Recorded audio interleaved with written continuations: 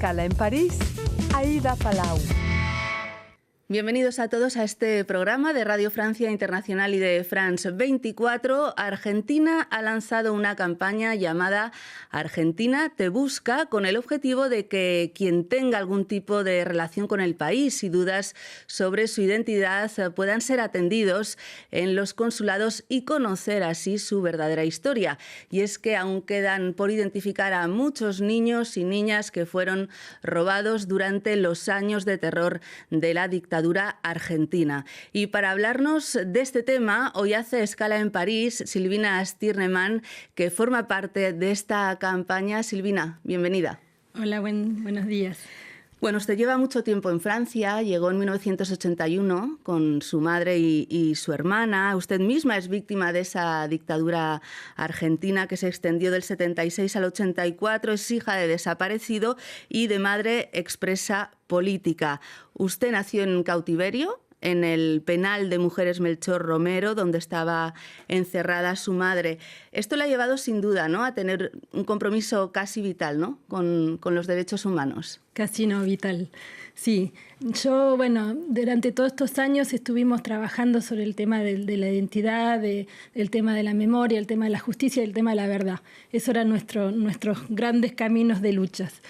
Después, cuando en el 96 creamos Hijos en París, fue justamente para pedir justicia por los desaparecidos, porque en Argentina había leyes de impunidad que no permitían tratar el tema de tener justicia por lo que había pasado durante la dictadura, y fue toda una construcción de muchos años de lucha que comenzó con abuelas y madres y que sigue hoy con diferentes tipos de campañas, de políticas de Estado, de diferentes cosas que se van poniendo en plaza para justamente que se haga justicia por los 30.000 desaparecidos. Fundadora de Hijos París y de la Red por la Identidad en Francia, que trabaja con las abuelas de Plaza de Mayo por la búsqueda de esos nietos y nietas apropiados por la dictadura militar.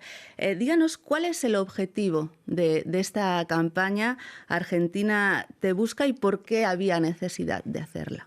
Bueno, en Argentina tuvimos 500 chicos apropiados, que se llaman los bebés robados de la dictadura, que fueron robados, que son niños que o cayeron con los padres o fueron nacidos en cautiverios en diferentes campos clandestinos de detención. Se considera más o menos a 500 los campos clandestinos en todo el territorio, y hay en esos campos clandestinidades clandestinas, maternidades clandestinas.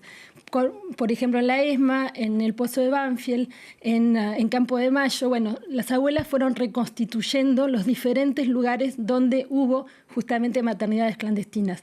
En ese momento no se sabía qué hacer, entre comillas, no se sabía qué hacer con las mujeres embarazadas. Y hubo un plan sistemático de apropiación de menores que fue puesto en plaza por la dictadura para recuperar a los niños nacidos en cautiverios, y fueron dados en adopción a familias que había listas de esperas en los diferentes centros clandestinos, o si no, a los militares propios.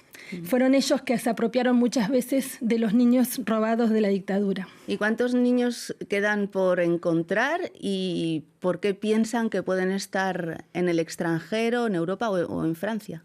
Bueno, hay 500 niños, ya encontramos 130, y justamente hubo muchas campañas llevadas a cabo por abuelas durante estos 44 años. Hubo campaña con artistas, deportistas, con la televisión. Hubo diferentes momentos de búsquedas en función de la edad de los chicos. Cuando eran chicos buscaban de una manera en las escuelas, después en las universidades. Bueno, fueron diferentes momentos de la lucha. Y es cierto que encontramos 130 de 500, y entonces nos quedan alrededor de 350, 370, y se pensó un momento dado que podían estar en el extranjero. ¿Por qué razón estar en el extranjero? Hay varias razones. Primero, por las colaboraciones de la dictadura con el franquismo, con los servicios secretos franceses en su momento. Hubo un lugar muy conocido en Francia que se llamó el Centro Piloto de París, donde venía la cúpula de la ESMA muchas veces a Francia y hubo relaciones entre diferentes grupos de poder francés y la dictadura militar. Y después también, como Argentina es un país que tuvo muchas crisis post-dictaduras, pensamos que hubo gente que pudo venir en el 2001, gente que vino a estudiar, bueno, diferentes idas y vueltas entre Francia y Argentina, o Argentina y Europa, porque hay nodos en diferentes lugares, y justamente nos parece que, bueno, ahora encontramos uno en España, uno en Holanda y uno en Inglaterra, así que es muy probable que en el territorio europeo haya más nietos. Me gustaría que habláramos del procedimiento, porque en esta campaña se especifica, bueno, si usted tiene dudas, entonces me gustaría que a partir de esas dudas, y qué tipo de dudas son, ¿qué ocurre? Bueno, las dudas muchas veces surgen porque bueno, los niños apropiados, la característica es que le robaron su identidad, es decir, le robaron su historia. Ellos no saben que son hijos adoptados muchas veces, no saben que tienen otra familia, no saben que tienen otra historia. Pero muchas veces el ser humano, porque bueno, por razones de semejanza, por razones de historia, porque un familiar le puede haber dicho algo, tiene dudas, empieza a tener dudas desde pequeño en general, empieza a tener dudas de si es o no. Y muchas veces esas dudas justamente un momento dado encuentran el camino de las abuelas, encuentran el camino de lo que fue finalmente la verdadera historia de la dictadura, que fueron robados. Y bueno, no todos los casos, hay casos que fueron adoptados o vendidos en las villas, pero nosotros lo que buscamos son restituir los niños robados durante la dictadura. Y esos niños nacieron entre el 74 y el 83. Es por eso que toda la gente que nació en ese periodo, que tiene dudas y que en algún momento pudo o cruzarse la idea de que Argentina fue parte de su mundo en algún momento porque escuchó que, no sé, que el padre viajó a Argentina en ese momento o algo así, puede venir a depositar un pedido de búsqueda de identidad.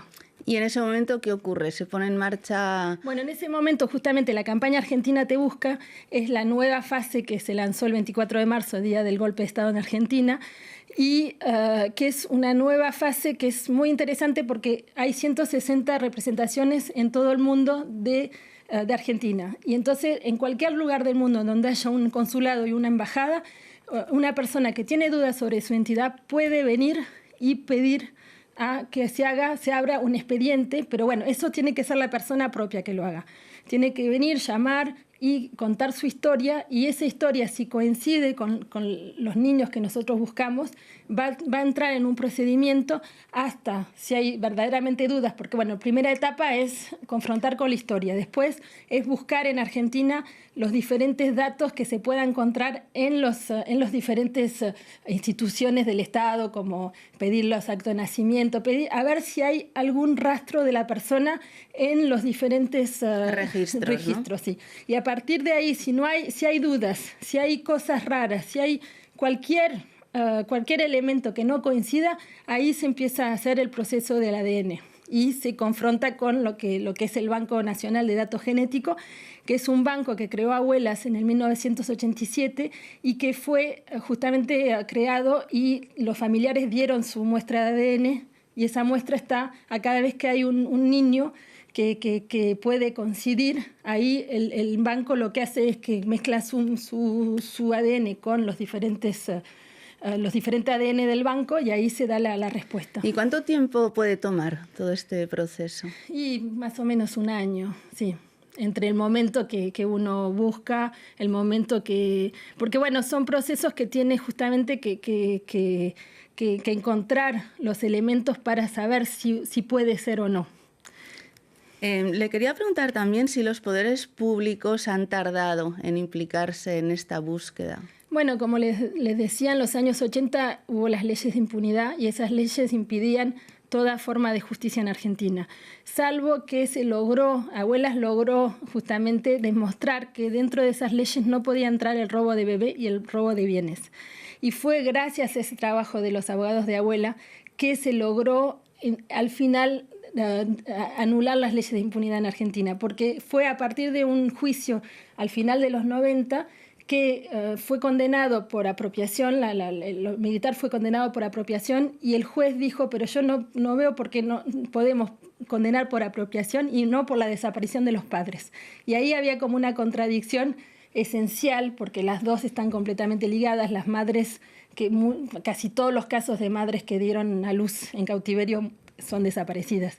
Entonces, a partir de ahí se empezó a trabajar un pedido ante la Corte Suprema de Justicia para justamente llegar a anular las leyes de impunidad, que es lo que hizo Néstor Kirchner cuando llegó al poder. Hemos empezado esta entrevista hablando de su historia, de la tortura, encarcelamiento de su madre, de la desaparición y asesinato de su padre.